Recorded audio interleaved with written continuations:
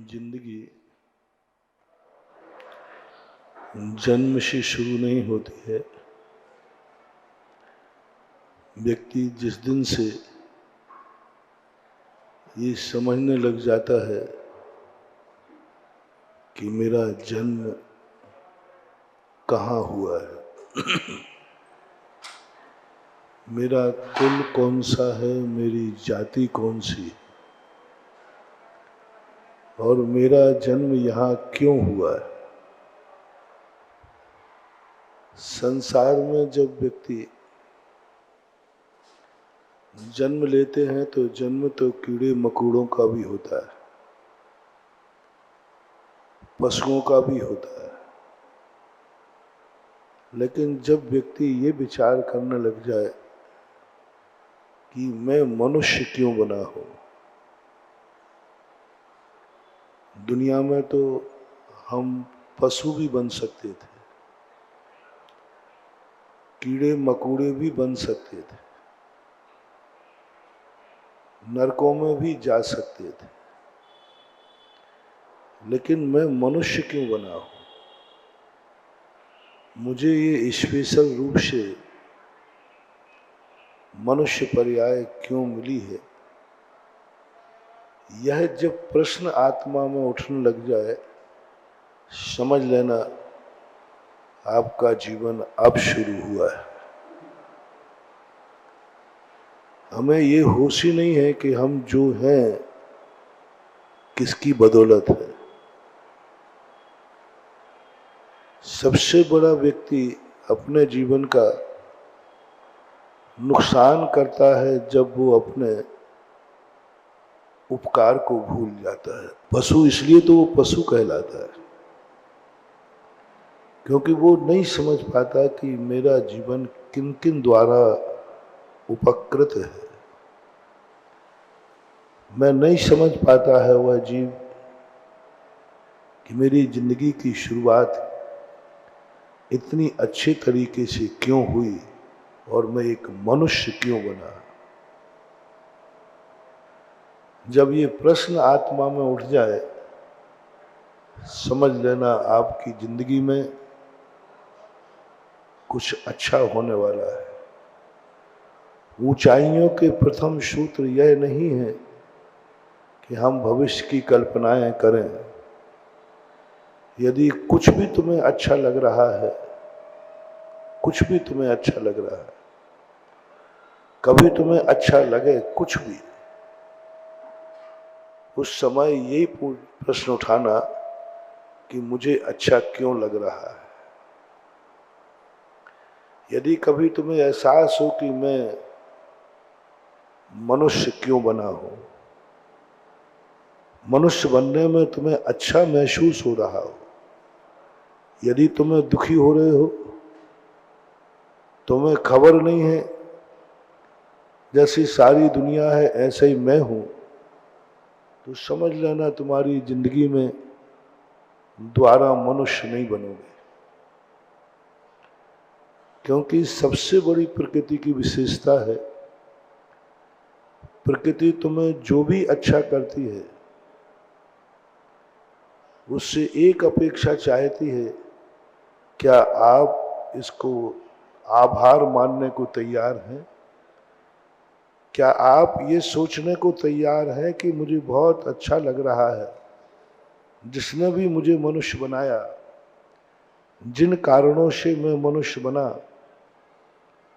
उन कारणों को एक बार धन्यवाद देने का भाव आता है कि नहीं। पहले तो ये निर्णय करें कि तुम कल थे भी या नहीं, आज ही हो और आज ही मर जाओगे, खत्म हो जाओगे। यही जिंदगी है, जिंदगी के बाद कुछ नहीं। 90% तो लोग ऐसी ही जिंदगी जीते, उनको खबर ही नहीं। वो कहते महाराज जन्म लिया है, जीवन जी रहा हूं, मर जाऊंगा, जिंदगी खत्म। कहानियां होती ना, जैसे तुम्हारी जिंदगी कहीं कहानी तो नहीं बन रही है, कहानी को सबसे छोटे में सुनाना हो। एक बार कहानी की प्रतियोगिता हुई मेरे सामने, सब बच्चे कहानियों पर कहानी सुनाए जा रहे थे। एक छोटी सी बच्ची आई, जैसी नगर की घटना है, बहुत पुरानी, 93 के लगभग। सबने बड़ी बड़ी कहानी सुनाई, किसी ने रामचंद्र जी की, किसी ने श्री कृष्ण की, किसी ने कोई, सबने कहानियां सुनाई। सबको कहानी सुनाना थी और सबने कहा एक ऐसा था, ऐसा था। एक बच्ची आई, उसने कहा देखो भाई, जितनी कहानियां सुनाई गई उन सब कहानियों से बड़ी मेरी कहानी है। बोले क्या था? बोले क्या कहानी है? बोले एक था राजा, एक थी रानी, दोनों मर गए, खत्म कहानी। कितनी बढ़िया कहानी। मैं भी सुन रहा था कहानियां, सबसे अच्छी कहानी यही लगी। मैंने कहानी ऐसी होती थी, एक राजा था, एक रानी थी, दोनों मर गए, खत्म कहानी। कहीं ऐसी कहानी हमारी और आपकी तो नहीं है? बोले तुम्हारी कहानी क्या है? बोले महाराज मेरा जन्म हुआ, कुछ वर्षों तक जिया, मर गया, खत्म कहानी बस। है ना, डेट ऑफ बर्थ से शुरू हुई और डेट ऑफ बर्थ पे खत्म हो गई, बस इतनी सी जिंदगी है। कितनी छोटी जिंदगी कर दी। किसी भी चीज को इतना छोटा कर दिया, इतना छोटा कर दिया कि रस ही खत्म हो गया। रस उसमें है कि हमारी छोटी सी जिंदगी बहुत बड़ी कहानी बन जाए, इतनी बड़ी कहानी बन जाए कि जिसका आदि नहीं हो और अंत नहीं हो। जिंदगी को इतनी बड़ी करो, इतनी बड़ी जिंदगी करो कि आदि भी ना आ पाए और अंत भी ना आ पाए। हमारी जिंदगी की इतनी बड़ी कहानी, छोटी सी कहानी को बहुत बड़े विवेकी कवि लोग बहुत विस्तार कर देते हैं। इतना विस्तार कर देते हैं, हजारों श्लोक लिख देते हैं। पूज्य ज्ञान सागर महाराज ने एक छोटी सी सुलोचना की कहानी को 3000 श्लोकों में लिखा। 3000। एक छोटी सी रामायण को वाल्मीकि ने, तुलसीदास ने हजारों श्लोक में लिखा। रामायण में कुछ नहीं है, इतनी सी रामायण है, बहुत छोटी सी। राम और रावण दो जन्ना, राम और रावण दो जन्ना, उनने उनकी नार हरी, सो उनने उनको मारन्ना, इतनी सी तो काथन्ना और तुलसी लग गए पोथन्ना।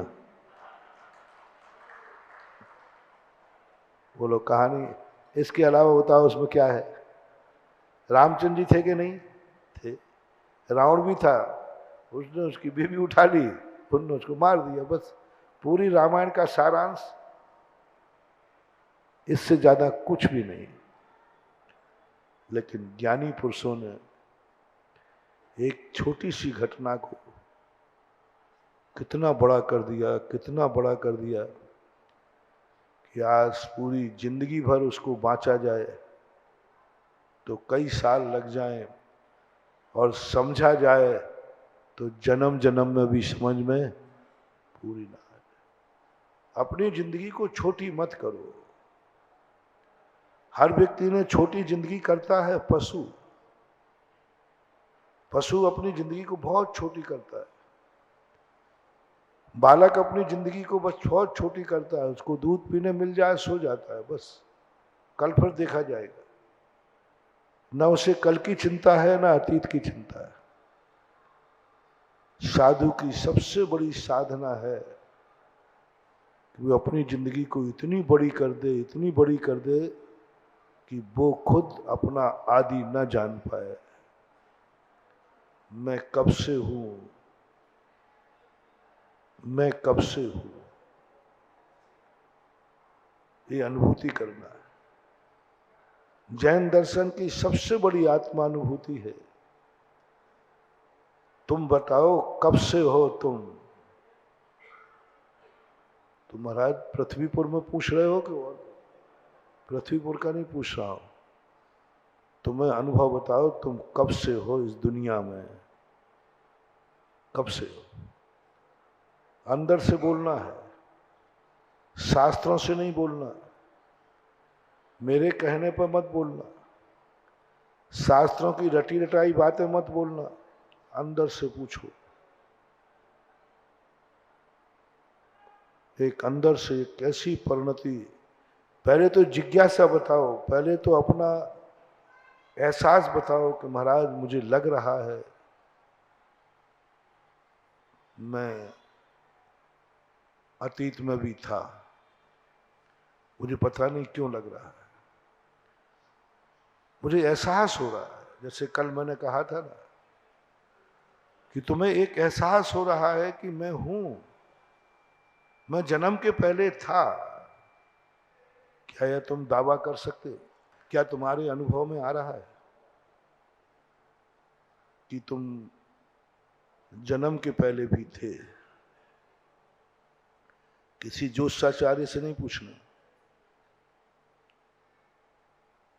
किसी महाराज से मत पूछना, किसी भगवान के कहने पर मत कहना। अंदर से कोई बताओ कि तुम जन्म के पहले थे, महाराज मुझे अनुभव में आ रहा है, अनुभव में आ रहा है। सम्यक दृष्टि को आता है। यदि तुम सम्यक दृष्टि होगे तो तुम्हें अंदर से आएगा, महाराज मैं जन्म के पहले था। बस ये मत पूछना, एड्रेस मत पूछना, एड्रेस में भूल गया हो, एड्रेस नहीं पूछूंगा मैं क्योंकि तुम भूल गए हो। एड्रेस नहीं पूछूंगा, ये नहीं पूछूंगा थे तो तुम कहां थे, किसके यहां जन्मे थे, कौन थे वो तुम्हारे माता पिता, मैं नहीं पूछूंगा। लेकिन मैं तुम्हें सम्यक दृष्टि एक ऐसी कला बताएगा कि उसका कोई खंडन भी नहीं कर पाएगा, एड्रेस भी बता देगा, और स्वयं की पहले तो ये महसूस करो कि तुम जन्म के पहले थे। ऐसा कभी अनुभव में आया? कभी तुम्हारे आनंद ज्ञान में आया? आपने समय नहीं दिया, अपन जानने का प्रयास नहीं किया, सोचे ही नहीं, हम भूल गए। हम तो वर्तमान में इतने मस्त हो गए कि हम भूल ही गए कि हम अतीत को थोड़ा ध्यान तो कर लें कि मैं कहां से आया हूं। हमें वर्तमान में बस यही आदत हमारी हमें पशु बना देगी। पशु का अर्थ है, आप देखना, पशु को आपके घर से बेच दो, वो 2-4 दिन तुम्हें याद करेगा, बाद में जिसके यहां गया उसी के यहां रम जाएगा, वहीं रम जाता है। पशु बिकते हैं क्योंकि वे याद नहीं रखते, वे स्मृति नहीं रखते, उनको बढ़िया खाने पीने मिल गया, बस वो वहीं रह जाएंगे। कहीं यही पशु वृत्ति आप में तो नहीं है कि आप यहां आकर के जन्म गए, यहाँ के माँ बाप मिले, परिवार मिला, सब मिला, इसमें इतने तुम मस्त हो गए कि तुम्हें यही खबर नहीं है कि मैं जन्म के पहले भी कहीं था, मैं हूं। साधना का सबसे बड़ा स्रोत जो हम लोग करते हैं, पहला साधना होती है, मैं मुनि आज के लिए नहीं बना हूं, मेरे मुनि बनने के पहले अतीत की बहुत बड़ी कहानी है और भविष्य की भी बहुत बड़ी कहानी है। वर्तमान के लिए क्या करना, वर्तमान की जिंदगी जीने के लिए कोई ज्यादा प्रयास नहीं करना, करने नहीं पड़ता, हमें महसूस करना है कि मैं जन्म के पहले था। था, अस्तित्ववान। पता नहीं क्यों लग रहा है मुझे मेरा जन्म पहली बार नहीं हुआ है, मैं बहुत बार जन्मा। ऐसे एक अंदर से आवाज कभी उठे, कभी 5 मिनट ध्यान में बैठना, माला नहीं फेरना, एकांत में जाके बैठना, क्या मेरी कहानी जन्म के बाद ही शुरू हुई है या मेरी जिंदगी में कुछ जन्म के पहले है? बहुत कठिन प्रश्न है, लेकिन प्रश्न तो हल करना ही है। बहुत कठिन प्रश्न है, आप कितने प्रयास करना आपके अनुभव में नहीं आएगा। बोले महाराज आ ही नहीं रहा है, हमें तो जन्म ही याद नहीं आ रहा है, हमने तो होश बाद में संभाला है, हमें तो जन्म का ही पता नहीं है कि मेरा जन्म हुआ भी है कि नहीं। दूसरों का जन्म देख करके पता किया कि मेरा भी हुआ होगा। तुम्हें अपने जन्म की कोई खबर नहीं है, माँ बाप ने बताया है। तुम्हें यह भी खबर नहीं है कि मैं माँ के गर्भ में 9 महीने रहा, खबर ही नहीं, भूल गए, भूल गए। और यही सबसे बड़ी भूल अपनी जिंदगी में हो रही है। लो, मैं तुम्हें पहले तो ये एहसास तो हम नहीं करा पाएंगे कि तुम कल थे, ये तो तुम्हें खुद करना है। मैं एक तुम्हें सूत्र दूंगा, उसके आधार पर करना है। आज तुम वर्तमान में जहां तुम हो, जो तुम हो, कैसा महसूस कर रहे हो? कैसा लग रहा है? अपनी जिंदगी पाकर के खुश हो या दुखी हो, परेशान हो, जिंदगी गुजार रहे हो या जिंदगी सौभाग्य से गुजर रही है? फैसला पहले करो। ये तुम्हारी जिंदगी पाकर के तुम्हें कैसा लग रहा है? अच्छा लग रहा है या बुरा लग रहा है? या कुछ समझ में ही नहीं आ रहा महाराज मेरी जिंदगी अच्छी है कि बुरी? ये 3 विचार उठेंगे आपको। जब मैंने पूछा कि आपको जब से होश संभाला है तब से आपको कैसा लग रहा है? अच्छा लग रहा है, बुरा लग रहा है? महाराज ना हमें अच्छा लग रहा है और ना बुरा लग रहा है। इन 3 विचारों में से आपके अंदर कौन सा विचार उठता है? कैसे भाव आते? जिंदगी का अनुभव सुनाओ। मेरी बातें तो बहुत सुन ली, पृथ्वीपुर में मैं आपकी बातें सुनूंगा। हाँ, मेरे अनुभव तो तुम सुनते ही रहते हो, सुना दूंगा।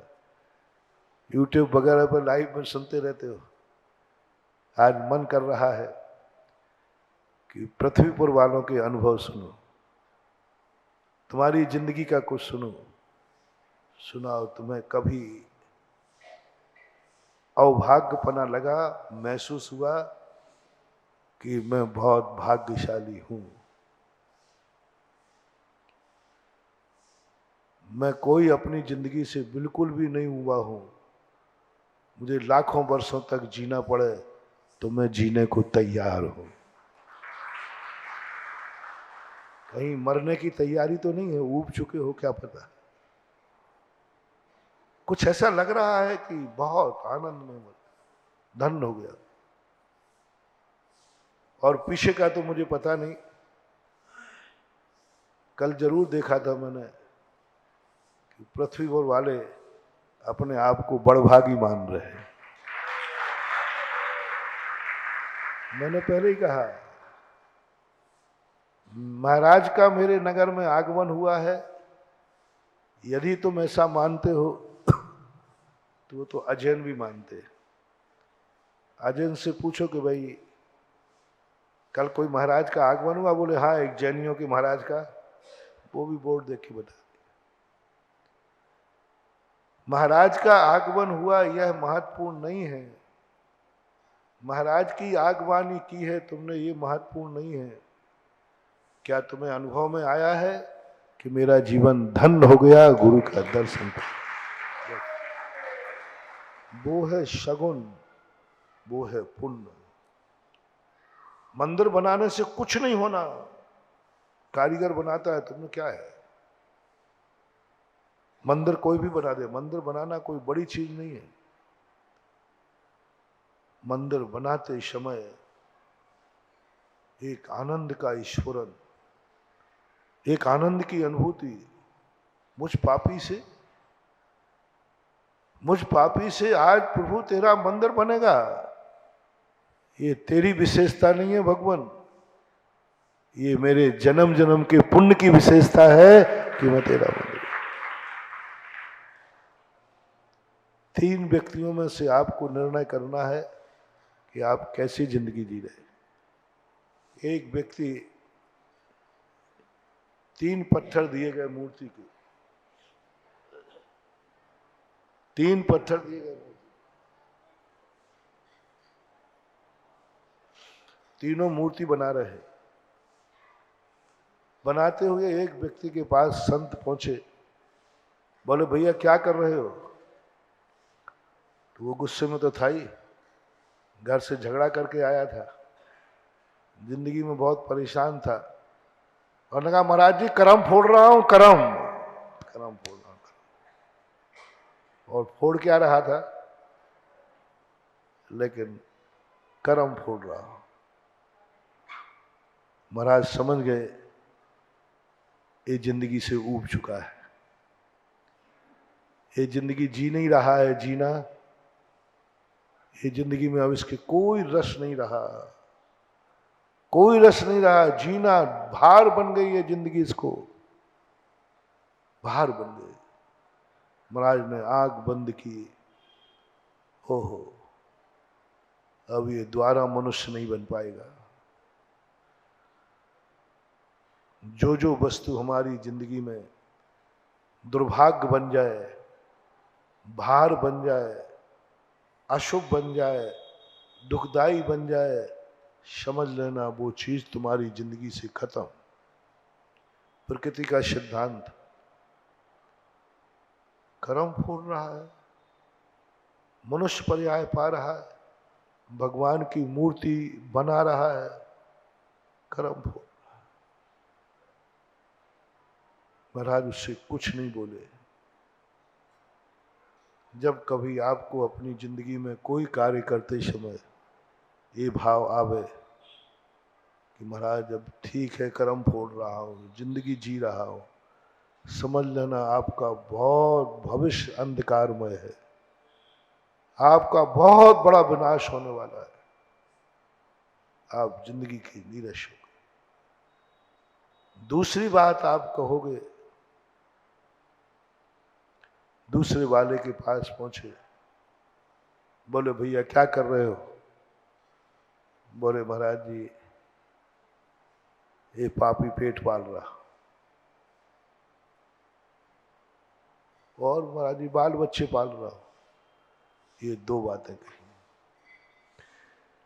इसमें जीने की इच्छा तो है, ये जीना तो चाह रहा है, लेकिन जीवन का रस नहीं है, पेट को ही पापी बना दिया। महाराज ने कहा ये दुर्भागा, पापी पेट के लिए मेहनत कर रहा है। अरे पापी के लिए मेहनत नहीं की जाती, तू पापी के लिए मेहनत कर रहा है। पापी पेट के लिए कोई व्यक्ति पापी के लिए कमावे, कहां तक उचित है? पापी के लिए कमाया जाता है, पापी को पाला जाता है क्या? पापी को पाला, पेट पाल रहा हूं, पापी पेट का सवाल है। ये भाषा तो पृथ्वीपुर वालों की हो सकती है, पहली तो नहीं होगी। वो भी हो तो कोई बड़ी बात नहीं, कर्म फोड़ रहा हूं महाराज, कर्म हाँ जिंदगी में होता है। महिलाएं भी खूब कहती जिंदगी में, कभी गलत ससुराल मिल जाए तो ये कहती अरे भैया महाराज कर्म फोड़ रही हो, कर्मों का फल भोग रही हो। बहुत बड़ा नुकसान करते। दूसरा, जब तुमने कहा कि मैं पापी पेट पाल रहा हूं, महानुभाव सब कुछ खत्म, तुम्हारी इतनी बड़ी अज्ञानता कि तुम पापी को पाल रहे हो, और जो पापी को पालेगा, बोलो वो कहां तक उत्थान कर पाएगा? पापियों को पालने वाला पापी है कि नहीं? पापियों को पालने वाला पापी है कि नहीं? जैसे आतंकवादियों को पालता है कोई देश, तो अपन कहते हैं वो आतंकवादी है। तुम पापी को पालते हो, और पापी को पालने वाला भी नियम से पापी ही है। क्योंकि तुम किसको पाल रहे हो? अब आप बोलो, पापी पेट का सवाल है। महानुभाव, मैं तो मनुष्य की बात करता हूं। मनुष्य का पेट ही पापी नहीं होता, जैनी का पेट तो कभी पापी हो ही नहीं सकता। मैंने कभी अपने पेट को पापी नहीं कहा। मेरा पेट तो बहुत धर्मात्मा है, बहुत शुद्ध है। इसी की बदौलत हूं कि मैं मुनि व्रत पाल रहा हूं। कहां पापी है पेट?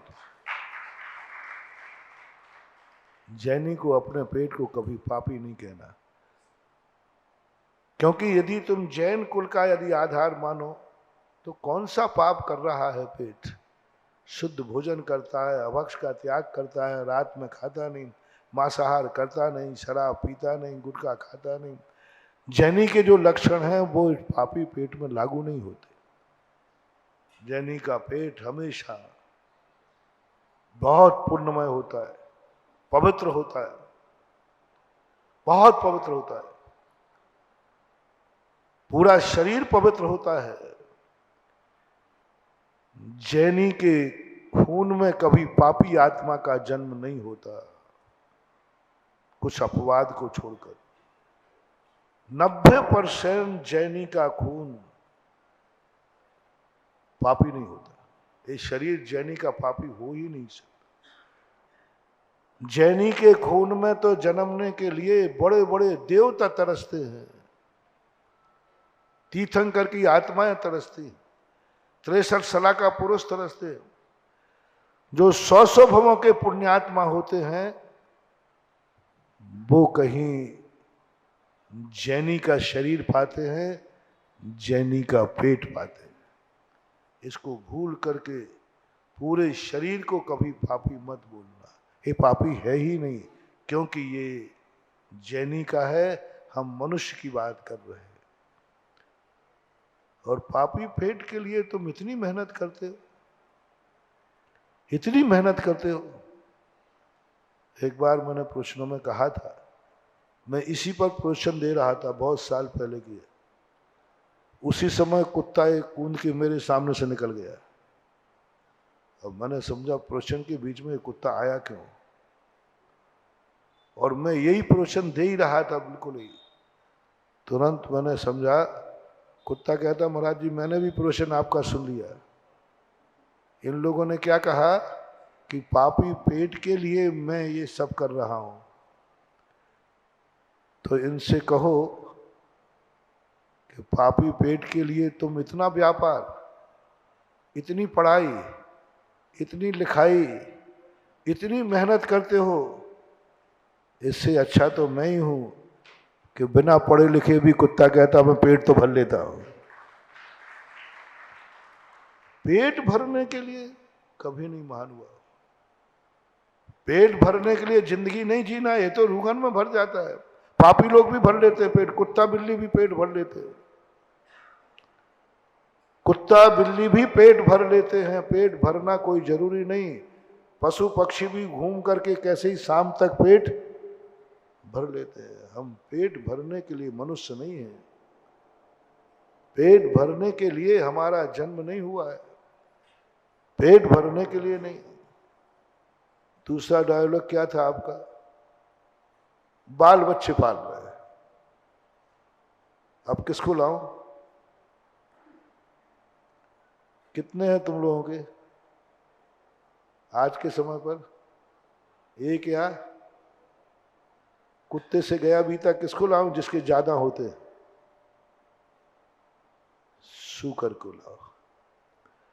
वो कहता महाराज ये बाल बच्चे पाल रहे, बाल बच्चे पालने के लिए इतनी मेहनत, इतना व्यापार, इतना धंधा, दिन रात, और 2 ठोर बच्चे हैं। वो कहता मेरे तो 12-12 बच्चे हैं तो भी मैं पाल लेती हूँ।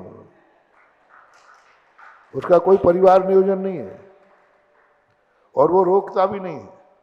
वो कहता है आ रहा है आने दो, सब पल जाएंगे। नहीं, पशु तुम्हारे लिए ठिंगा दिखा देगा, बाल बच्चे तो मैं भी पालता हूं, बाल बच्चे तो मेरे भी पलते हैं। तुम में और मेरे में क्या अंतर? पेट तो तुम भी भरते हो, पेट तो मैं भी भर लेता हूं, तुम्हारे और मेरे में क्या अंतर है? जवाब देना है उस कुत्ते का, जवाब देना उस पशु का। बहुत बड़ी बात मान लो, बहुत बड़ी बात।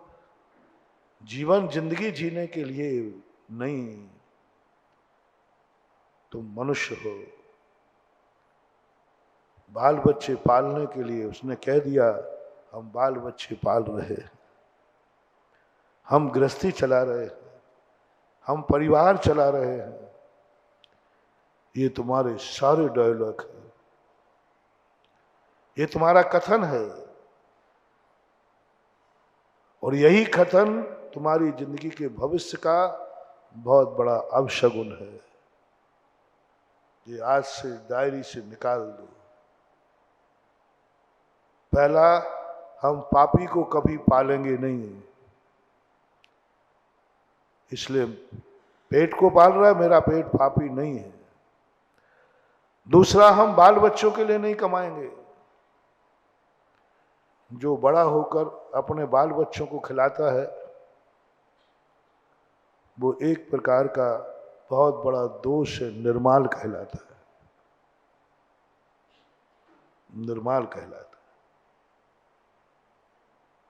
बाल बच्चों के लिए कमा रहे हो, यदि मेरा भक्त होगा कोई तुम्हारा बाल बच्चा, तो उससे मैं पूछ लेता हूँ कि बोले पापा से पूछना, पापा आप ये धंधा पानी क्यों कर रहे हो इतना?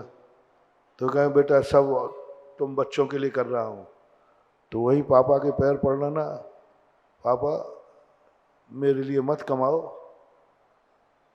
मैं बाप की कमाई नहीं खाता हूँ क्योंकि ये निर्माल होती है।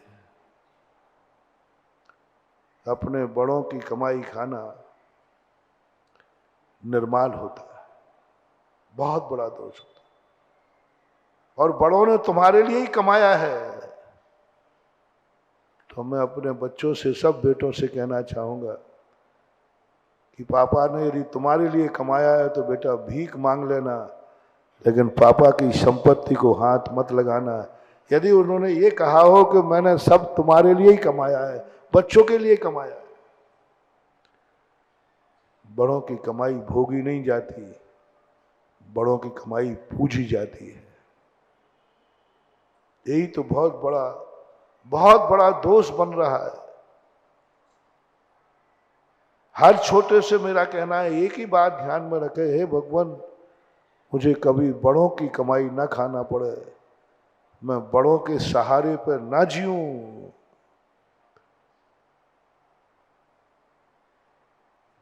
बहुत सारी बातें सुनी होंगी, अब कुछ दिन तक बिल्कुल उल्टी उल्टी बातें सुनोगे। महाराज जी कोई अभी तक तो निर्माल सुनी थी कि मंदिर अब आपने तो बाप की संपत्ति भी, वो जगत बाप है, ये तुम्हारा बाप है, बाप तो सभी है महानुभाव, वो जगत पिता नहीं है क्या? भगवान को अपन क्या बोलते हैं? जगत पिता है। जब उसकी कमाई अपन नहीं खाते हैं तो इस बाप की कमाई खाने में कहां तक ठीक है? नहीं। सबसे पहला एक नियम अपन जिंदगी में करना, हमें कितने भी संकट आ जाएं, मुझे कभी बड़ों का सहारा न लेना पड़े। बड़ों का सहारा लेना मूर्खता है, बालकपना है। यदि सहारे की बात आवे तो ये भावना भाना मैं सदा बड़ों का सहारा बनूं। सहारा लेना और सहारा देना, अंदर से बोलो दोनों में कौन सा धर्म दिख रहा है, अच्छा दिख रहा है? सहारा देना और सहारा लेना अच्छा कौन सा है? हैं? तुम तो सहारा लेने की बिगाड़ में बैठे हो। हर तरफ ले लो, बाप का सहारा मिल जाए, माँ का सहारा मिल जाए, भगवान का सहारा मिल जाए, महाराज का सहारा मिल जाए, नमोकार मंत्र का। जब देखो जब विकलांग बने रहते हो। सारी दुनिया मेरा सहारा बने, सब विकलांग। दो वरदान यदि कभी तुम्हें मिले, कोई कहे कि एक वरदान देता हूं, जब भी तुम्हें जरूरत पड़ेगा सारी दुनिया तुम्हारा सहारा बनेगी, भगवान भी गुरु भी सब सहारा बनेंगे, सब तुम्हें सहारा देंगे, सब तुम्हें सहयोग देंगे। और दूसरी ओर एक आशीर्वाद मिल रहा है कि जाओ जिंदगी में तुम्हें किसी के सहारे की जरूरत नहीं पड़ेगी। दोनों में श्रेष्ठ कौन सा है? दोनों है। ये कह रहा हूं सारी दुनिया तुम्हें सहारा देगी, सारी दुनिया तुम्हारा सहयोग करेगी, कभी भी तुम अकेले नहीं रहोगे। सारी दुनिया, तुम थोड़ा सा कष्ट आएगा सब तुम्हें सहारा देने आ जाएंगे, तुम कभी अकेले नहीं रहोगे। और एक वरदान है कि जिंदगी में तुम्हें सहारे की जरूरत ही नहीं पड़ेगी। कौन सा चाहिए? है? बस ये भावना भाव। और शुरू करो भगवान से, शुरू करो माता पिता से। यदि भगवान से वरदान मांगना है तो एक ही बात कहो, भगवान मुझे कभी माँ बाप के सहारे पर जिंदगी न जीना पड़े, ये वरदान मुझे चाहिए। माँ बाप का सहारा मुझे नहीं चाहिए, मैं माँ बाप का सहारा बनूं। माँ बाप का सहारा बनूं, वो मेरे सहारे ना बने। मैं उनके जीवन जिंदगी ना जीऊं उनके अधीन होकर के।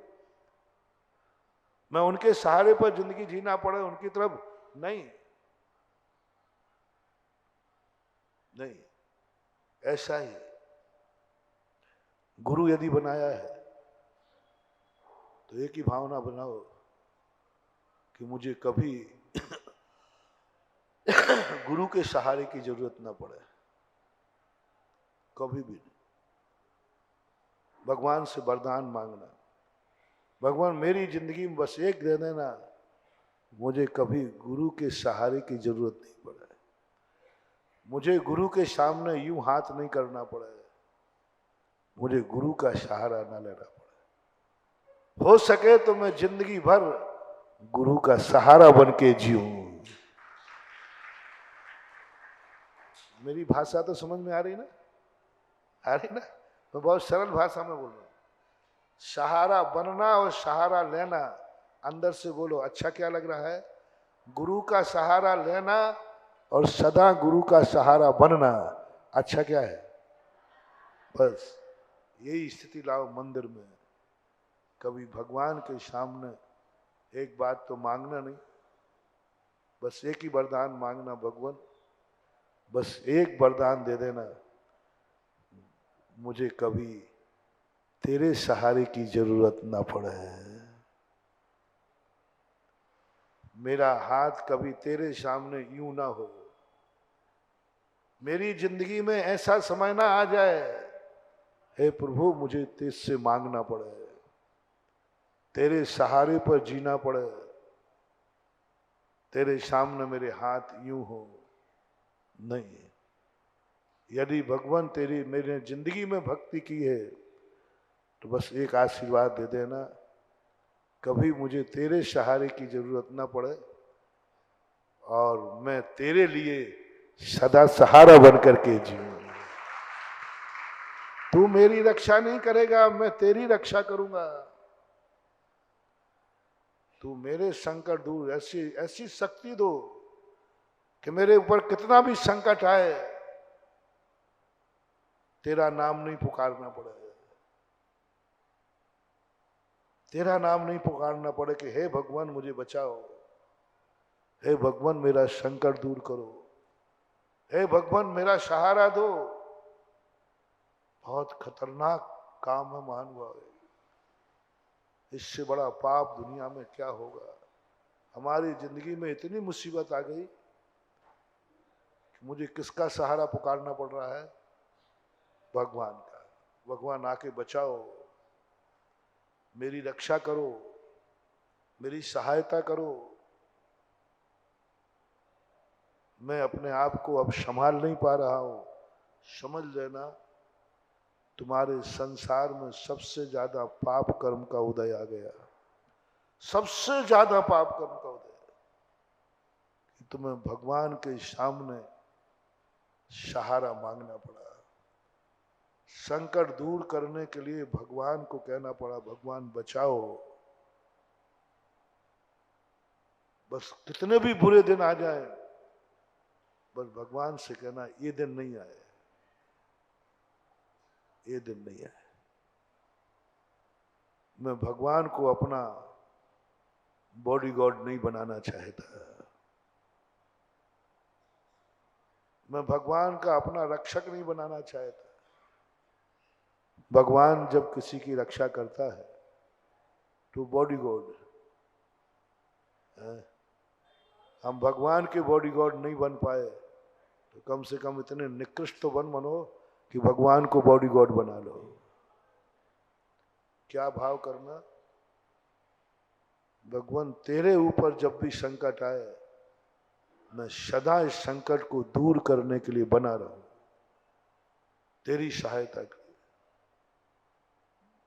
भक्ति को लोगों ने पलट दिया।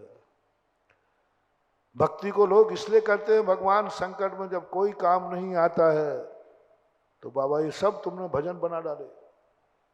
आजकल लोगों ने बहुत गंदे भजन बना डाले, सब खत्म हो गया। भगवान को इसलिए पूछते हैं कि भगवान कभी काम आ जाएगा। भगवान को इसलिए पूछते हैं भगवान हमारी रक्षा करेगा। वे पशुओं के बच्चे माँ बाप के पीछे इसलिए घूमते हैं कि हमारी रक्षा करेगा। तुम भी घूम रहे हो, तुम भी माँ बाप के पीछे घूम रहे हो कि माँ बाप मेरी रक्षा करेगा, माँ बाप की वसीयत मिल जाएगी, आदि आदि जो कुछ भी है। तुम भी मंदिर आ रहे। 99% लोग मंदिर किस लिए आ रहे हैं? झूठ मत बोल रहा, वो तो मालूम तो मुझे है किस लिए आ रहा है। बोलो, भगवान मेरी रक्षा करेगा। जब कोई काम नहीं आएगा तो भगवान आएगा। और संकट में तुम्हें आ जाए संकट तो तुम किसको पुकारोगे? बोलते जाओ, भगवान को पुकारूंगा या महाराज आपको पुकार लूंगा, और क्या, और क्या। और नहीं होगा, घर में होंगे तो मम्मी पापा को बोलो। बच्चा चिल्लाता ना, डर, मम्मी बचाओ, पापा बचाओ। ऐसे ही तुम भी बालक ही हो।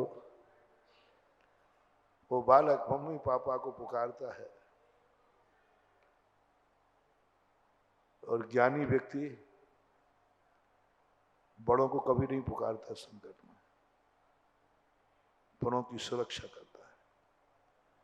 मैंने अभी ललितपुर चतुर्मास में कहा था, अपनी रक्षा करने के लिए जब भी हम बड़ों की सहयोग लेते हैं, इसी का नाम दुर्योधन है। दुर्योधन ने अपनी रक्षा करने के लिए महाभारत को निकृष्ट युद्ध क्यों कहा गया? क्योंकि महाभारत में दुर्योधन ने अपनी रक्षा करने के लिए सब महान आत्माओं को उतार दिया। ताश्री तुम मेरी रक्षा करो, गुरु मेरी रक्षा करो, सबको उतार दिया अपनी रक्षा के लिए। और रामायण के युद्ध को अच्छा युद्ध क्यों कहते हैं? रामायण का भी युद्ध हुआ, उसमें भी नरसंहार हुआ था, उसमें भी बहुत हुआ, लेकिन उसकी विशेषता थी कि श्री राम ने अपने एक परिवार को नहीं मरने दिया, किसी बड़े को। अपनी रक्षा के लिए ना तो जनक को बुलाया, अपनी रक्षा के लिए ना तो गुरु को बुलाया, अपनी रक्षा के लिए भरत को नहीं बुलाया, स्वयं लड़ते रहे, स्वयं मरते रहे, स्वयं बेहोश होते रहे, सब कुछ होते रहे, लेकिन अयोध्या खबर क्यों नहीं भेजी? और दुर्योधन थोड़े ही संकट आते ताज सिर के पास दौड़ता था, क्या कर रहा है बुढ़ा, बैठे बैठे खाते हो या किस लिए खिला रहा हूं, यही बोलता था। और गुरुओं को बहुत थोड़ा ही सा कुछ हुआ, लेकिन श्री राम इतने संकट में, विदेही का अपहरण हो गया, लक्ष्मण शक्ति लगी, लक्ष्मण बेहोश है, सुबह तक यदि औषधि नहीं मिली तो मर जाएगा, तो भी श्री राम कहते हैं हनुमान से, खबरदार तुम संजीवनी बूटी लेने जा रहे, लेकिन मेरे संकट की खबर अयोध्या में नहीं दोगे, मेरे संकट की खबर अयोध्या में। इतना बड़ा संकट कि मरने की स्थिति आ गई, रामचंद्र जी ने ये घोषणा कर दी कि प्रातः काल तक यदि मेरा भैया जीवित नहीं हुआ तो मैं भी भाई के साथ अग्नि प्रवेश कर जाऊंगा। मतलब मरने तक की बात आ रही, फिर भी अयोध्या समाचार नहीं भेजा जा रहा, फिर भी गुरु के पास समाचार नहीं भेजा जा रहा, फिर भी जनक जैसे ससुर के पास समाचार नहीं भेजा जा रहा। मैंने जब ये प्रसंग पढ़ा, मैं महीनों सोचता रहा, ये कौन सी किताब में लिखा, ये कौन सी कहानी है, ये कौन सा सोच। संकट के समय बड़ों को याद करना ही चाहिए, संकट में काम नहीं आएंगे तो बड़े किस काम के हैं। अपनी धारणा यही है ना कि बड़े लोग संकट के काम नहीं आए तो कब काम आएंगे। संकट के समय अयोध्या समाचार भेजने में क्या आपत्ति थी, गुरु वशिष्ठ के पास समाचार भेजने में क्या आपत्ति थी, जनक को भेजने में क्या आपत्ति थी, नहीं भेजा। मना कर रहे हनुमान, तुम सौगंध करो कि ये समाचार नहीं दोगे। मैंने कि रामचंद्र जी, जब मैंने पढ़ा मैंने कि ये बात समझ में नहीं आई आपकी, आप मरने को तैयार हैं, फिर भी आप मरने को तैयार हो गए, आपका लक्ष्मण नीचे पड़ा है, विदेही रावण के घर में है, इतना बड़ा संकट आया तो भी आपने अयोध्या समाचार नहीं भेजा कि रावण ने मेरे सीता का अपहरण कर लिया है, भरत सेना लेके आओ। अरे जनक को कह देते, जनक सेना लेके पहुंच जाते, जनक को समाचार नहीं देने को तैयार। मुझे तो ये बात समझ में नहीं आई, आपको आई समझ में? इतना संकट कि सीता का अपहरण हो गया। सीता के पिताजी कौन थे? जनक जी थे ना, और बहुत बड़े राजा थे, समर्थमान राजा थे। ऐसे समय पर समाचार देना कौन सा नीति विरुद्ध था, कौन सा गलत था? भेज देते, सीता का अपहरण हुआ है, भरत से अयोध्या से सेना बुलाते, गुरुदेव को बुलाते, और उस समय तो बुला ही देना चाहिए था गुरु को, जिस समय लक्ष्मण शक्ति लगी कि गुरुदेव को समाचार करो हम इस संकट में पड़े हैं। लेकिन रामचंद्र जी रो रहे हैं, हनुमान से कहते, हनुमान बस मेरी जिंदगी का मैं मरने को तैयार हूं, लेकिन मैं अपनी रक्षा अपने पूज्य पुरुषों से नहीं कराना चाहता। मैं उनकी रक्षा नहीं कर सका तो कोई बात नहीं, लेकिन मैं इतना निकृष्ट नहीं हूं कि वे मेरी रक्षा के लिए युद्ध में उतरे। वे पूज्य हैं, वे सिंहासन के योग्य हैं, मेरे लिए लड़ेंगे? मैं उनके लिए लड़ूं तो बात बनती है, वो मेरे लिए लड़ेंगे? ऐसी मुसीबत में नहीं। हनुमान को रोते रोते कहते हैं, मैंने कहा श्री राम ये बात तुम्हारी नीति विरुद्ध जा रही है। शुरुआत की बात है, जब बाद में थोड़ी समझ आई, जब मैंने शास्त्र पढ़े, मनोविज्ञान पढ़ा तो मैंने इस नीति को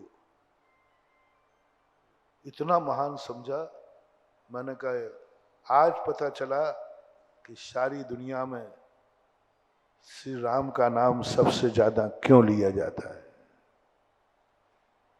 राम युद्ध था, फिर भी उसकी प्रशंसा है, क्योंकि उन्होंने कभी भी अपनी जिंदगी में अपने किसी पूर्वज को दांव पर नहीं लगाया, किसी पूर्वज को दांव पर नहीं लगाया।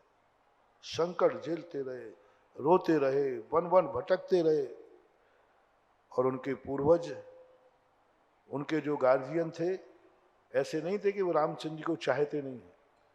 बोलो, यदि रामचंद्र जी का समाचार जाता तो जनक जी सेना लेके आते कि नहीं? बोलो ना। भरत सेना लेके आता कि नहीं? कौन नहीं आता है बताओ? पृथ्वी पर वाले जाते कि नहीं? कह दूं यदि श्री राम का समाचार आता तो शायद मैं ही चला जाता है।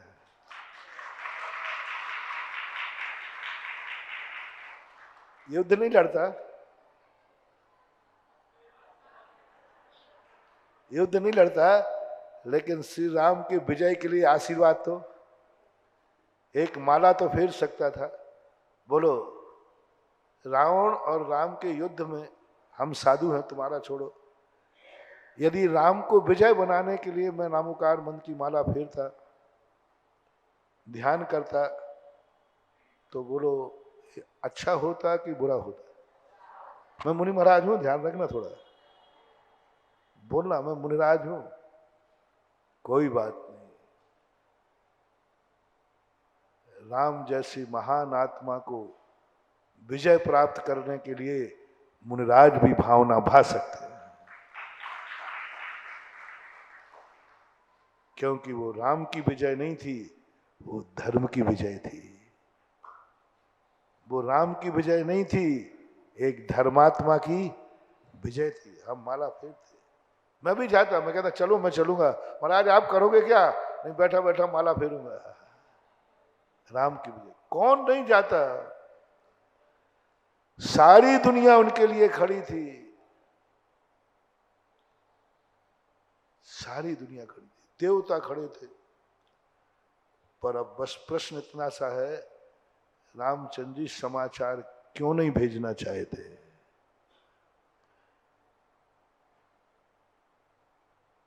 उनका घमंड था या कुछ और था? क्यों नहीं देवताओं को बुलाया? रावण तो बार बार देवताओं को बुलाता था। रामचंद्र जी यदि एक माला फेर लेते ना, देवता, सारे देवता रामचंद्र जी के पक्ष में खड़े हो जाते। रावण के पक्ष में खड़े हुए देवता, पूज्यवर रविशरण महाराज पद्म पुराण जी के अंदर, रावण के देवता खड़े हुए। बहुरूपणी विद्या में हजारों देवता रावण के साथ लड़ रहे थे, हजारों देवता रावण का साथ दे रहे थे, हजारों देवता। अंतिम दिन जो बहुरूपणी विद्या सिद्ध करके आया, हजारों देवता रावण के साथ में थे। उसके पास शक्ति देवताओं की थी, मायावी शक्ति। रामचंद्र जी चाहे थे तो देवताओं को अपने पक्ष में बुला सकते थे, लेकिन एक देवता को नहीं बुला। राम की तरफ से कोई देवता नहीं लड़े। क्यों? इस पर आपको सोचने का मटेरियल दे रहा।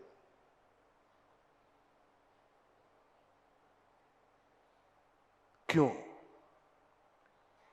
सब तरफ से रामचंद्र यदि ये समाचार भेजते तो नैतिक था कि अनैतिक? नैतिक था। फिर क्यों नहीं भेजा? बस एक ही बात, कुछ भी हो जाए मैं बड़ों को अपने उपयोग में नहीं लूंगा। बड़े मेरी रक्षा नहीं करेंगे, मैं बड़ों की रक्षा करूंगा। मरना पड़े तो मर जाऊंगा, बड़े मेरे बॉडीगार्ड नहीं बनेंगे। बड़े मेरे लिए नहीं मरेंगे, बड़े मेरे लिए नहीं जिएंगे, मैं बड़ों के लिए जीऊंगा, पूज्य पुरुषों के लिए मैं जीऊंगा, बड़े मेरे लिए जिएंगे, मैं छोटा, बहुत छोटा, वो मेरे लिए जिएंगे, वो मेरे लिए जाप करेंगे, मेरे लिए ध्यान करेंगे। गुरु महाराज नहीं। बस ये सोच जो श्री राम का था, आज श्री राम को सारे जगत की जिह्वा पर बैठा दिया। और हनुमान संकट मोचक इसलिए नहीं है कि भक्तों के संकट दूर करते हैं, हनुमान संकट मोचक इसलिए हैं कि वो भगवान के संकट दूर करते हैं। और तुम्हारी ओर बोल दो, भगवान के संकट की बारी आए तो महाराज हम पृथ्वीपुर में है ही नहीं। महाराज के संकट की बात आए तो कहो भाग जाओ, एक आध बार हो जाए। हाँ नहीं महाराज ऐसा नहीं है, हम आपकी रक्षा करेंगे। बेफालतू बातें करने से क्या फायदा है। चलो मैं एक कहानी सुनाता हूं। इसी समय दहाड़ता हुआ शेर मेरे सामने आ जाए, ओरिजिनल का, और वो सीधा मेरे ऊपर झपटने वाला है और तुम्हारे तरफ भी देख रहा है। वो उनमें से तुम में से दो में से एक बचेगा, या तो महाराज बचेंगे या तुम बचोगे। जो भाग जाएगा वो बच जाएगा। यदि सही में ये घटना घट गई, घटी थी एक बार ऐसी घटना, तो पृथ्वीपुर वालों क्या करोगे?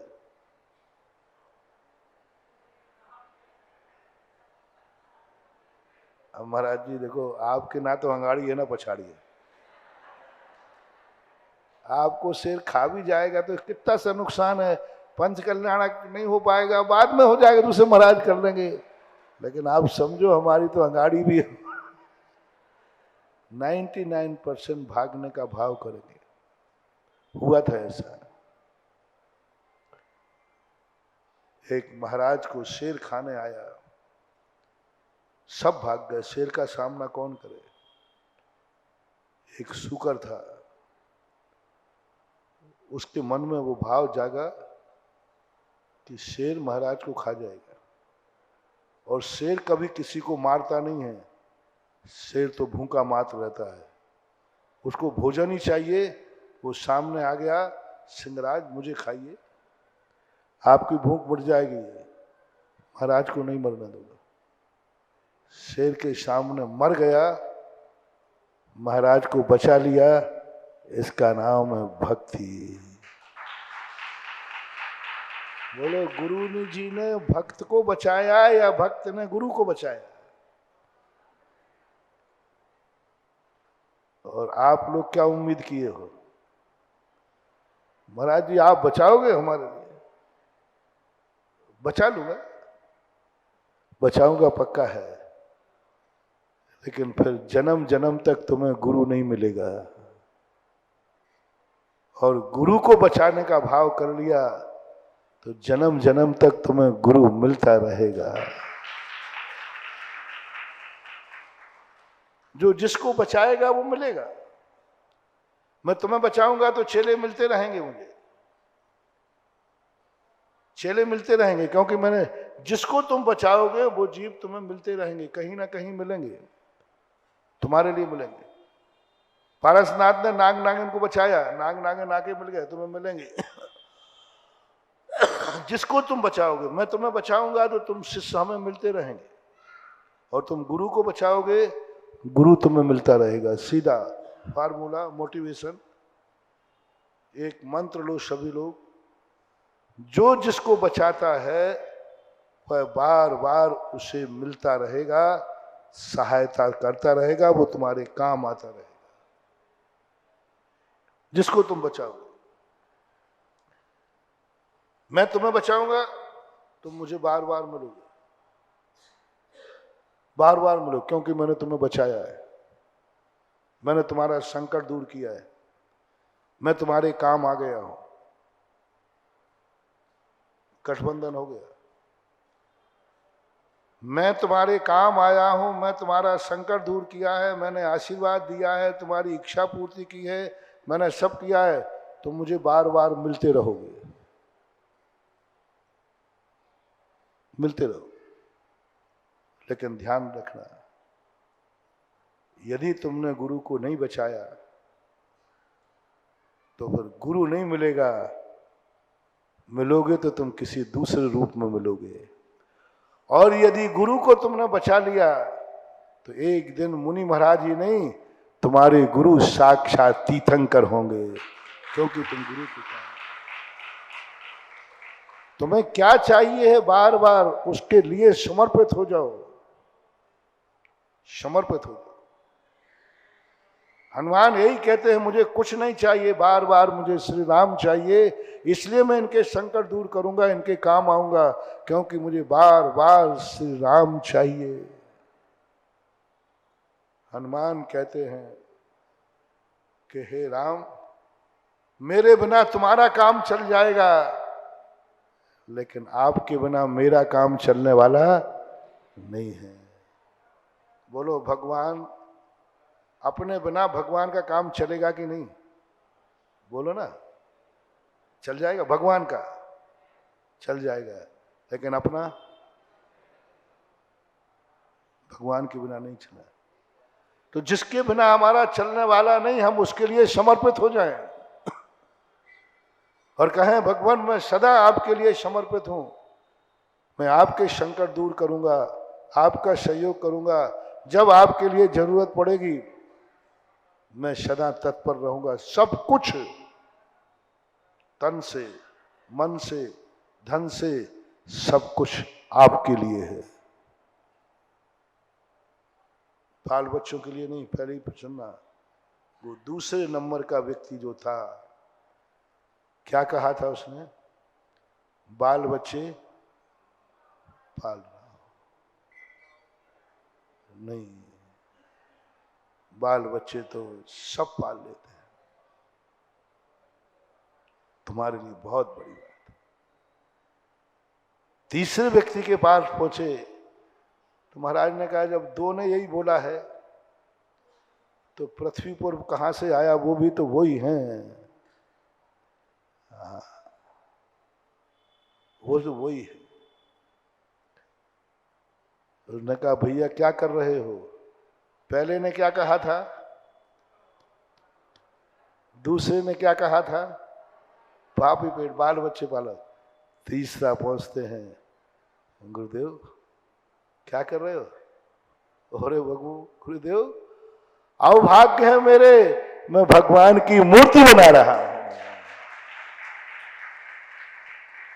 तीनों मजदूरी थे, तीनों की मजदूरी फिक्स थी, तीनों मजदूर थे, मजदूरी भी फिक्स थी, लेकिन तीनों के परिणामों में अंतर कितना है। वो 500-100 रुपया जो भी मिल रहा वो तीनों को मिलेंगे, लेकिन तीसरे ने क्या कहा,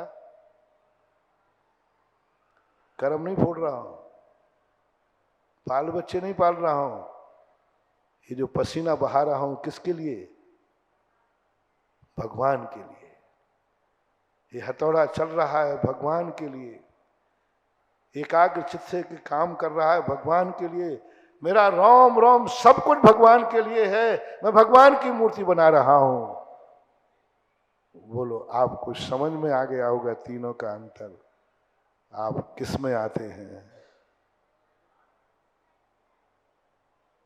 फैसला आपके हाथ, इन तीन में से आप किस में आते हैं? कर्म फोड़ रहे हो तो फोड़ो, अभी थोड़ी बहुत मजदूरी मिल रही है, ये भी मिलने वाली। बाल बच्चे पाल रहे हो, पालो, पशु पक्षियों की योनि मिलेगी।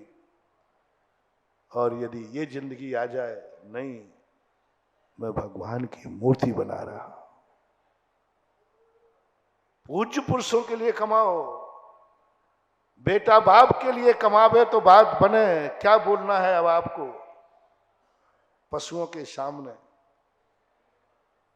पशु ने कह दिया बाल बच्चों कमा रहा हूं तुम भी, लेकिन मनुष्य कहेगा मैं अपने बाप दादों के लिए कमा रहा हूं, उनके लिए कमा रहा हूं, उनके लिए जी रहा हूं, उनका सहारा बनो, उनके लिए खा रहा हूं। क्यों खा रहे हो भोजन? बड़े बड़ों की भैयावृत्ति करना है। क्यों कमा रहे हो? बोले जिनेन्द्र देव का मंदिर बनाना है। क्यों कमाने जा रहे हो? बोले मालूम नहीं पंच कल्याणक हो रहा है, उसमें हमें इंद्र बनना है, मैं भगवान के लिए कमा रहा हूं।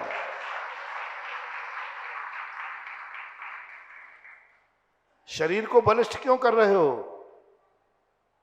बोले कभी मौका पड़ेगा तो गुरु की रक्षा करूंगा ना, मंदिर की धर्म की रक्षा करूंगा।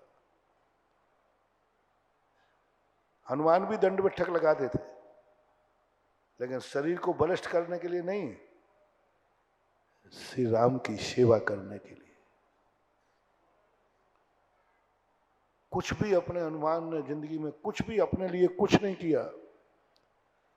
जितनी शक्तियां थी सब श्री राम के लिए समर्पित कर दिए। तुम्हारे लिए भी अब बस मोटिवेशन दे रहा हूं। तुमसे पूछा तुम मनुष्य क्यों बने हो? क्यों बने हो? जो प्रारंभ में मैंने कहा था, कह सको मैं मनुष्य इसलिए बना हूं क्यों इसके अलावा दूसरी पर्याय से नारायण नहीं बन सकते। नर से नारायण बनते हैं, इसलिए मेरी मनुष्य पर्याय है, इसलिए मैं मनुष्य बना हूं। मेरी पर्याय नारायण बनाएगी, भली नहीं बन पाएंगे।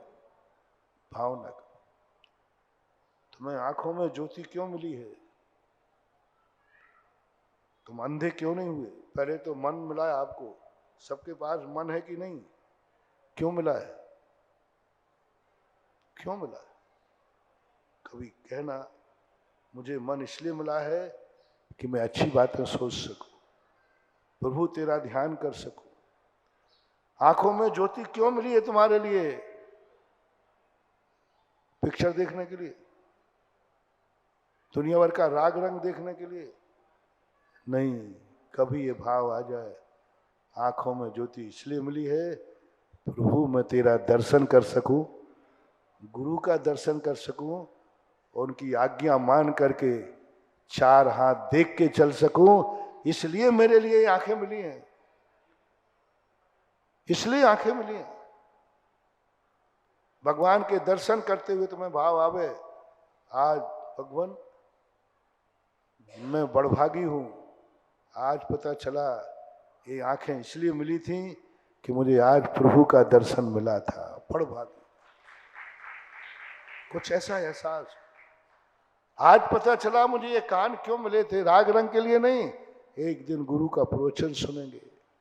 कभी महसूस हो धन्यवाद कहने लायक तुम्हारे कान हो, कभी आंखों को धन्यवाद दे सको कि ये आंख तुझे धन्यवाद, बहुत बहुत शुक्रिया, क्योंकि आज तू नहीं होती तो मैं भगवान का दर्शन नहीं कर पाता। बस एक बार धन्यवाद दे। आओ भाग्य है मेरे प्रवचन सुनते समय कभी ये भाव आ जाए, हे कान तुझे बहुत बहुत धन्यवाद, यदि तू नहीं होता तो आज मैं गुरु का प्रवचन। गले को भी धन्यवाद दो, जब भगवान की पूजा बोलो, भक्तांबर पाठ पढ़ो, जब कभी मन शुद्धि वचन शुद्धि काय शुद्धि बोलो, जब जयकार बोलो, एक सेकंड को आ जाए हे वाणी हे गला तुझे बहुत बहुत धन्यवाद, यदि तेरे गले में आवाज नहीं होती तो आज भगवान की जय नहीं बोल पाता। धन्यवाद। बड़भागी, अपने आप को बड़भागी, जो कल मैंने कहा था, आंखों को बड़भागी, कानों को बड़भागी, गले को बड़भागी। कब शिखर जी की वंदना करो तो पैरों को एक बार धन्यवाद दो, ये पैर तुझे धन्यवाद जो आज सम्मेत शिखर की वंदना करा दी। और आज मनुष्य पर्याय में भी कभी तुम्हें ऐसा महसूस हुआ कि मनुष्य पर्याय पाकर मैं धन्य हूं, बड़भागी हूं। प्रवचन के प्रारंभ में कहा था। बस यदि ऐसी महसूस तुम्हें हो तो समझ लेना कल जरूर मैं था, कल जरूर मैं था। क्या सबूत हो? क्योंकि आज मैं मनुष्य क्यों बना। वर्तमान का तो मेरा कोई कर्म है नहीं, वर्तमान में तो मैंने जन्मते को जो मेरे लिए मनुष्य बनाने वाला कौन है? यानी कल कहीं मैंने कोई अच्छा कार्य किया है तभी आज मैं मनुष्य बना, अन्यथा मैं बन नहीं सकता था। उसमें भी तुम्हें महसूस हो कि मैं जैन क्यों बना। तुम जैन कुल में जन्मे, कभी तुमने इस समय दिया कि तुम बड़भागी हो, तुम बड़भागी हो? कभी आनंद आया? जैन कुल में जन्मते ही तुम कितने पापों से बच जाते हो, जन्म से ही। मैंने अभी कहा था ना कहीं रास्ते में, तुम लोग मांसाहारी तो नहीं हो? हैं? पूछ रहा हूं, पहली बार आया हूं, पूछने कोई आपत्ति नहीं। आजकल का कोई भरोसा नहीं है, जैसे खुली खुली पूछ लूं। अच्छा नहीं है ना? किस महाराज के सामने त्याग किया है? मांसाहार का कह रहा हूं। बड़े बड़े नियम तुमने लिए हैं, लेकिन मांसाहार का त्याग तुमने किस महाराज के सामने किया? बहुत सारे मेरे सामने भी पृथ्वीपुर वालों ने बहुत नियम लिए, लेकिन किसी ने मांसाहार का त्याग नहीं किया। इसलिए पूछ रहा हूं, कहीं ऐसा नहीं हो कि बड़े बड़े नियम तो पालो और बेटा अंडे खा रहे हो, मांसाहार करते हो। तो इसलिए डाउट हो रहा है कि तुम लोगों ने मांसाहार का नियम क्यों नहीं लिया। और मैं कितना बुद्धू हूं कि पृथ्वी पर आने के पहले मैंने किसी के मांसाहार का त्याग नहीं कराया। बताओ, इतनी सी बात थी, ये तो पहले की बात थी, LKG की बात थी, ये तो पहले ही होना चाहिए था कि भाई पहले बताओ सब लोग मांसाहार के त्यागी हो कि नहीं। ना तुमने नियम लिया है और ना मैंने दिया है। क्यों इतनी बड़ी भूल हो रही है? इतनी बड़ी भूल हो रही महाराज से कि तुमसे? ना तुमसे भूल हो रही है, ना महाराज से भूल हो रही है। ये पूर्व भाव का कर्म ही बता रहा है कि यहां त्याग करने की जरूरत नहीं, ये तो पूर्व जन्म से त्याग करके आया है, इसलिए नहीं कराया। क्योंकि जैन कुल में जन्म लिया है, इसका अर्थ है पूर्व जन्म का मांसाहार का त्यागी इस भाव का नियम दिलाना ही नहीं है, तो अतीत के त्यागी है। कितने पापों से बच गए, कितने पापों।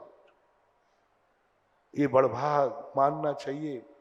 आज यदि किसी मांसाहार कुल में जन्मे होते तो क्या हो रहा होता?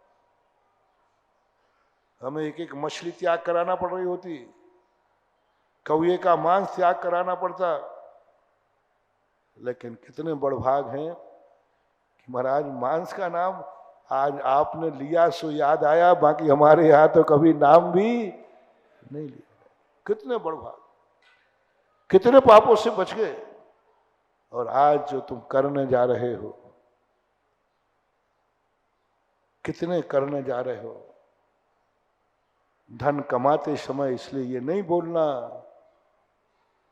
ये नहीं बोलना कि बाल बच्चे पाल रहा हूं, ये बोलना मैं तो अपने जनेन देव के लिए कमा रहा हूं।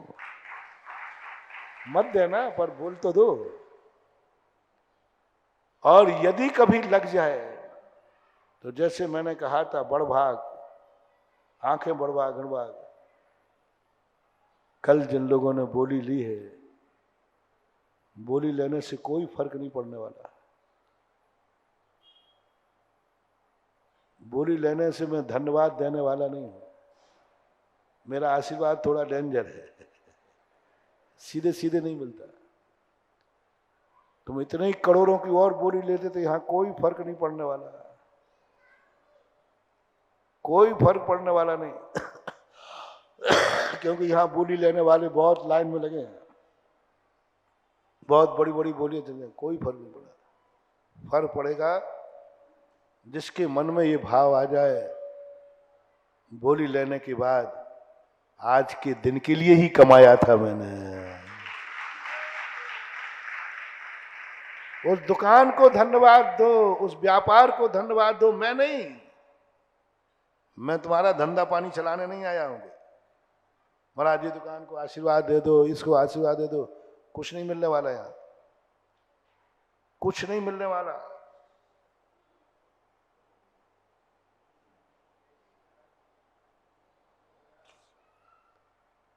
अभी तक तुम्हारी गंदी आदत पड़ी है, महाराज महाराज जी हमारा व्यापार नहीं चल रहा है, आशीर्वाद दे दो। मैं नहीं देने वाला हूं, भरोसे पे मत रहना। व्यापार धंधे को आशीर्वाद देने लग जाऊं तो हमने काय को छोड़ा, मैं ही चला लेता ना। और तुम वही आशीर्वाद मांगते हो जो जो हमने छोड़े। लेकिन मैं तुम्हारी ऐसी दुकान चलाऊंगा कि शायद इतनी अच्छी दुकान मेरे आशीर्वाद से भी नहीं चलेगी। बस जब तुम दान में बोली लो, उस समय बस उस दुकान को जाके इतनी कह देना, हे दुकान, हे व्यापार, हे खेत, हे फैक्ट्री, तेरा मैं बहुत बहुत आभारी हूं। आज तेरे से मैंने जो कमाया था वो मैंने पंच कल्याणक में बोली ले ली, बस इतना सब। भगवान को थैंक्स नहीं, मुझे नहीं, किसको कहना है? वो पैसा तुम्हें महाराज ने दिया था क्या? झूठ मत बोलना। क्या भगवान ने दिया था क्या? जो तुम मंदिर में लगा रहे हो, जो पंचकर्ण, वो तुम्हारे व्यापार से आया है कि नहीं? बोलो पृथ्वी पर वालों, क्या डाका डाल के लाए हो? अरे क्या पता डाकू हो, ये एरिया डाकुओं में बड़ा प्रसिद्ध रहा है, बड़े बड़े डाकू रहे हैं। डाका डाल के लाए हो, कोई जुआरी फंड से लाए हो, जुआ खेल करके? मुझे तो विश्वास है यदि डाकू का और जुआरी का पैसा होता तो मैं यहां आ ही नहीं सकता था। मेरा आना बता रहा है कि मेरे भक्तों का पैसा ये पसीने की कमाई है और व्यापार से कमाया है। आज उस व्यापार को धन्यवाद देना है, बस थैंक्स कहना है। आज उस तिजोरी को थैंक्स कहना है जिसमें आपने गिन के रखे थे। आज बस अपने जीवन को धन्य कहना है, बस, और कुछ नहीं। मानवार लाखों आशीर्वाद मुनियों के मिले, कोई काम के नहीं है। जब तुम्हारी कमाई धर्म में लगे और जहां से कमाया है उसको दो शब्द धन्यवाद के दे देना, जाओ तुम्हारा व्यापार दिन दूना रात चौगुना बढ़ेगा। हर व्यक्ति दो शब्द का भूखा है। जो भी व्यक्ति के ऊपर कुछ भी काम करे वो क्या चाहता है? बोलो। आप लोग कहीं खूब मेहनत करते हो, उसके बदले में क्या चाहते हो? बस सामने वाला आभार मानना है, मैं आपका, बस इतने में बंदा खुश हो जाता है। होता है ना? अपन पंचकर्णक वगैरह में इतने लोग मेहनत करेंगे, इनके बदले में क्या मजदूरी दोगे? कुछ नहीं। एक शब्द अपने भारत का सबसे बड़ा है, आपने हमारा सहयोग दिया, हम आपके, बस ये है अनमोल। तुम्हें देना है सहयोग अपने मन कर्म को, किस्मत को फोड़ना नहीं है। कर्म नहीं फोड़ रहे हो, इस किस्मत को भाग्य दो कि हे किस्मत, मैं तेरा बहुत बहुत शुक्रिया, आभार मानता हूं कि तूने मुझे जिंदा रखा जब मेरे यहां पंच कल्याणक हो रहा था, तब तक आभार बढ़ गया। थैंक्स। तुम्हारा धन लग रहा है, दुकान को जाके आज ही थैंक्स कह देना। जिन जिन ने बोलियां ली हैं आज ही थैंक्स कहना उस दुकान को, इसी दुकान से कमाया है मैंने, मैं तेरा किस मुख से आभार माने कि तेरी दुकान से कमाया हुए से आज मैंने पंच कल्याणक की बोली ले ली। फिर देखो वो दुकान तुम्हें कैसे सिद्ध होती है, देखो वो तुम्हारे ऊपर क्या बौछार करती है। हर चीज को आज बड़भागी शब्द जो कल मैंने कहा था, आंखों को आप बड़भागी कहो जिस समय भगवान का दर्शन हुआ है, गुरु का दर्शन हुआ है। एक चींटी भी आपने देख के बचा ली, धन्यवाद किसको देना है? आप चल रहे थे, सामने चींटी आ गई, आपने देख लिया, सवाल चींटी बचाने से कोई मतलब नहीं निकलने वाला, चींटी तो अभी जाके मर जाएगी। बस तुम एक बार इतना कह दे, किनको? आंखों को, हे आंखें, मैं तेरा बहुत बहुत धन्यवाद, तेरी बदौलत आज चींटी की हत्या होने से बच गई। किसकी बदौलत? किसकी बदौलत? बस आंख को थैंक्स कह दो, आंख में ऐसी ज्योति आएगी, ऐसी ज्योति आएगी कि तुम यहां बैठे सूर्य के विमान के भगवान का दर्शन करोगे। बस थैंक्स कहना है। जब भगवान का दर्शन करो, गुरु का दर्शन करते आह्लाद भाव हो जाए, आंखों को थैंक्स कह दो, हो आंखें तेरा बहुत आभार, यदि तू नहीं होती तो मैं भगवान का दर्शन, प्रवचन सुनने से कुछ नहीं होगा। कभी कोई बात ऐसी जिंदगी में आ जाए कि तुम्हें कहे मजा आ गया, और महाराज को धन्यवाद नहीं देना। किसको? ये कान, तूने मुझे ये शब्द सुना दिए, जाओ अक्षय निधि पाओगे, अक्षय निधि पाओगे। कभी भी कोई चीज है उसको धन्यवाद देना मत भूलो, आभार मानना मत भूलो। यदि मंदिर जाते हो, इसलिए मैं सदा कहता हूं, सुबह मंदिर जाते हो तो शाम को जरूर जाना। सुबह जाना तो हमारा स्वार्थ है, क्योंकि दिन भर अच्छा निकल जाए व्यापार। शाम को जाना भगवान का आभार है, भगवान तेरा दर्शन करके गया था, आज दिन अच्छा निकला, शाम को आपका आभार मानने आया हो। और जो आभार मान लेता है, समझ लेना वह व्यक्ति अक्षय अमर निधि पा जाता है। आप लोगों को ये पंच कल्याणक पहले भी हुए हैं, ये पंचकणक शायद बहुत मेहनत का पंचकणक है। मुझे मालूम है ये विमलेश जी वगैरह राजस्थान में ऐसे स्थान पर पहुंचे जहां कोई हमें खोज ही नहीं सकता, भूंगड़ा भूंगड़ा, वहां पहुंचे। वहां से मैंने कहा भैया तुम लोग गलत नंबर डायल कर रहे हो, मुझे पृथ्वीपुर वाले ले जा पाओगे? कुवत क्या है तुम्हारी? मैंने ये कही थी औकात है। अब गुरु की दृष्टि में तुम्हें क्या शब्द मिला? औकात है, यही कहा था ना। कुवत है, तुम बनाना चाहते हो मंदिर, और मंदिर भी मेरे आशीर्वाद से। अरे कोई दूसरे महाराज पकड़ो, कोई दूसरे महाराज पकड़ो, सस्ते में निपट जाओगे। मैं बहुत महंगा महाराज हूं, मेरा आशीर्वाद बहुत महंगा है। जब इन्होंने कहा था कि हमारे पास तो छोटे से हैं, मैंने कि जाओ, मैंने यूं करके भगा दिया। फिर द्वारा पहुंचे राजदा, फिर इनका एक जबरदस्त सोर्स था पृथ्वी और भाई, आवाज नहीं, पृथ्वीपुर वाले को तो मैंने खिसका दिया था। मैंने कहा कि ना अपन को समय खराब करना, ना इनकी औकात है, पर इनका एक सोर्स था। यहाँ की एक बेटी बताते ललितपुर में है, वो राजन थनवारा वाले हैं ना, उनका सोर्स लिया, फिर शीलचंद अनोरा वालों का सोर्स लिया, फिर इनके सोर्स से फिर पहुंचे, तो फिर मैंने नक्शा देखा था। बिना सोच के तुमने तो खिसका दिया था। फिर इन्होंने कहा नहीं महाराज है, औकात है, तो मैंने पाषाण का बना लोगे? बना लूंगा, था कुछ नहीं। और दूसरा उपद्रव कर लिया मुझे बुला करके, निपट गए ना 2-5 करोड़ से। हमें नहीं बुला रहे तो बहुत सस्ती में बोली मिल जाती, स्वधर्म भी सस्ते में बन जाता। काम पंचकणक तो वही होना था, सब बनता। तुम लोग ऐसी गलतियां क्यों करते हो? मैं खुद कहता हूं भैया मुझे मत बुलाओ, क्यों? कोई सस्ता महाराज बुला लो, 10-20 लाख की बोली जाएगी, आराम से पंचकणक निकल जाएगा, सब निपट जाएगा, पैसा का पैसा बचेगा, पंचकणक तो हो ही जाएगा। अब लेकिन मैं क्या करूं, तुम्हारे पास बुद्धि नहीं है, इतनी अकल क्या करूंगा? फिर भी तुम इन सब रिक्शे उठाने को तैयार रहे। तुमने गुरु के मुख से वो सुन लिया कि तुम्हारी औकात क्या है, तो भी तुमने हिम्मत नहीं हारी।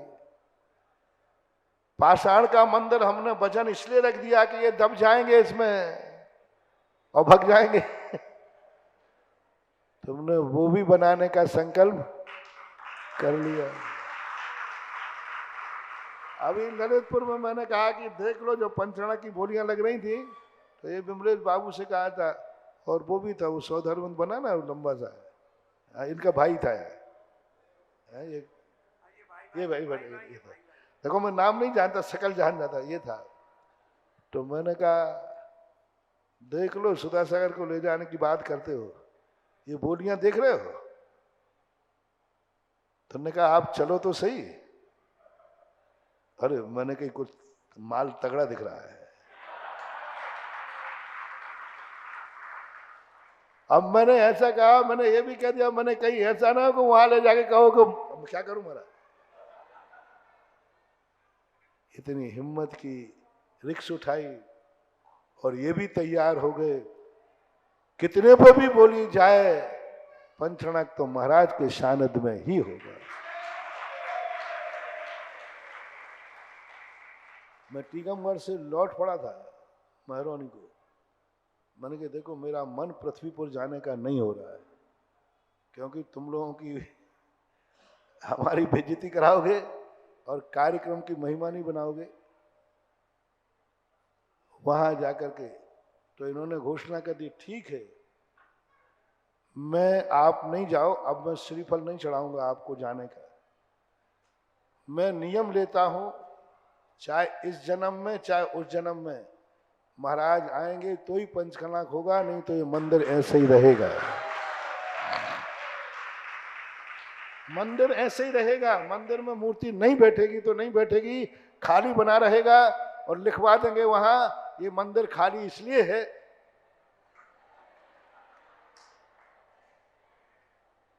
दुनिया आपका ही नाम रखेगी, आपका नाम लिखा होगा महाराज की बदौलत।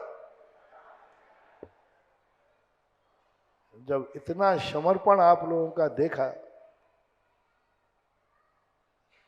और आकर के भी तुरंत आते ही, आज तक जिंदगी में पहली बार बिहार करते आते ही बोलियां लगी और बहुत गरिमापूर्ण चारों तरफ पृथ्वीपुर की चर्चा है।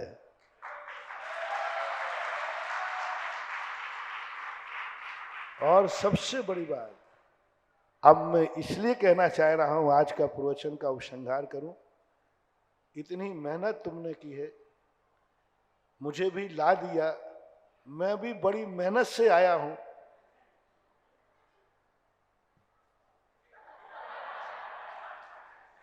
शाम को बिहार करते थोड़ा सिर पे हाथ लगा के देखा करो, है? परसों के दिन तो आग ही उगल रही थी।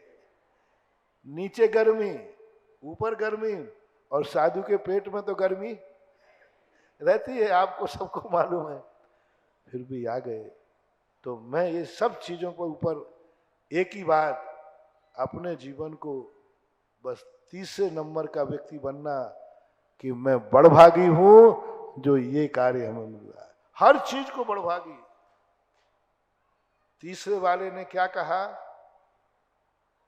क्यों भाई क्या कर रहे हो? मूर्ति बना रहा। आज के बाद हर क्रिया में पृथ्वीपुर का व्यक्ति है, दुकान पर बैठे क्या करोगे, क्या कर रहे हो? बोले भगवान के पंचकला की तैयारी कर रहा हूं, मंदिर बना रहा हूं, धर्म कार्य, पूज्य पुरुषों के लिए, बाल बच्चों के लिए नहीं, पापी पेट के लिए नहीं। पापी पेट के लिए मैं कमाऊंगा नहीं, पापी पेट नहीं है ये, इसमें तो जाएगा तो प्रसाद जाएगा, प्रसाद चढ़ाएंगे बड़ों को और फिर जो मिलता है वह प्रसाद कहलाता है। तो अपने जीवन का अवभाग्य किसी भी क्रिया में मानते समय, कितने बड़भाग हैं कि मेरे आर्य खंड में जन्म हुआ, जहाँ गुरुओं का विहार होता है, पंच कल्याणक होते हैं। जो जितना ज्यादा अपने आप को भाग्यशाली मान सकेगा और जिस कारण से ये भाग्य है उसको तुम्हें थैंक्स कहना है, बस आभार। जिसके लिए तुम्हें आनंद आवे, जिस कारण से तुम्हें आनंद ले पा रहे हो, उसको आभार मानना है, थैंक्स कहना है। बोली लेने वाले को अपनी दुकान को थैंक्स कहना है, अपनी तिजोरी को थैंक्स कहना है। और सारे परिवार ने सहयोग दिया है तो जो बोली में पात्र बनेगा वो सारे परिवार वालों के हाथ जोड़कर कहेगा कि इस परिवार वालों का मैं जन्म जन्म तक आभारी रहूंगा जिन्होंने सारे परिवार ने मुझे पात्र बनने के लिए मौका दिया है। छोटा हो या बड़ा हो, छोटा हो या पूरे परिवार में बैठ करके आभार जरूर मानना। यदि परिवार वाले सहयोग नहीं देते तो, कलह करते तो नहीं, सबके साथ आपका मैं बहुत, भगवान करे जन्म जन्म तक मुझे ऐसा ही मिले। जाओ, तुम्हारा परिवार तुम्हें फिर से मिलेगा। मत आभार मानना। सब लोगों ने मुझे आभार, सब परिवार का आभार, जिसने धर्म में सहयोग दिया उसका आभार। चाहे वो बेटा पिता हो, चाहे पति पत्नी हो, सब एक दूसरे का आभार मानो, क्योंकि एक नहीं करने पर यह कार्य संभव नहीं था। और फिर अपनी जिंदगी का भी आभार मानना, अपनी किस्मत को भी देना कि मेरी किस्मत इतनी है और तुम जिंदा हो, इसका भी आभार मान लेना। कोरोना के समय यहाँ लोग मरे हैं कि नहीं मरे हैं? बोलते नहीं हो तो तुम लोग क्यों नहीं मरे?